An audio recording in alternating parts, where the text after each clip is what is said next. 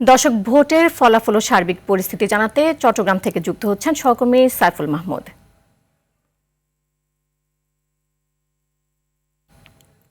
সাইফুল, ভোটের ফলাফল গণনার সবশেষ পরিস্থিতি কি এবং কোনো অপ্রীতিকর ঘটনা ঘটেছে কিনা জানাবেন আমাদের।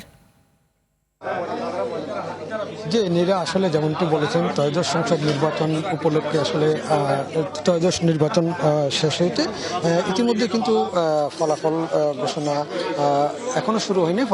কিছুটা ফলাফল আসতে শুরু করেছে।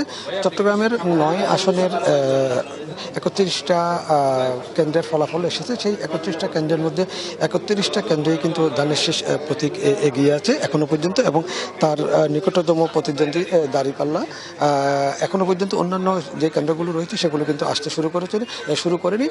আমরা যেই জায়গাটিতে আছি আসলে এটি জেলা রিটার্নিং অফিসারের কার্যালয় চট্টগ্রাম।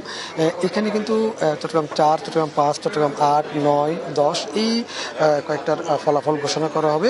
বাকিগুলির ফলাফল ঘোষণা করা হবে জেলা প্রশাসকের কার্যালয় থেকে। তবে 16টি আসনেই কিন্তু আসলে সকাল থেকে নিরবিচ্ছিন্নভাবে নির্বাচন হইতে কোথাও কোনো ধরনের আসলে বড় ঘটনা ঘটেনি।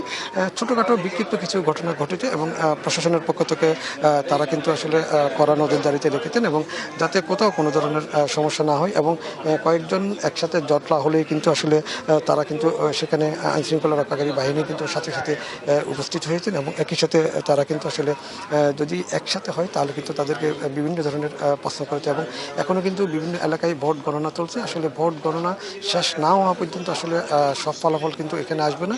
হয়তো যতটুকু আসে ততটুকু আমরা আপনাদেরকে পরবর্তীতে হয়তো আপডেট দিতে পারবো।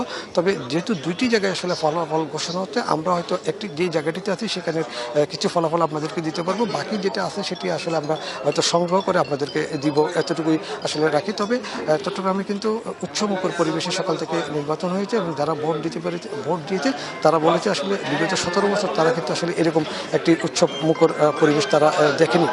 এই নির্বাচনে তারা কিন্তু উৎসবমুখর পরিবেশে ভোট দিতে পেরেছে এবং তাদের পছন্দের প্রার্থীকে তারা ভোট দিয়েছে। এই জন্য তারা কিন্তু খুবই খুশি হয়েছে এবং পরবর্তীতে আমরা রেজাল্ট আসলে পরবর্তীতে রেজাল্ট আপনাদেরকে জানিয়ে দিব।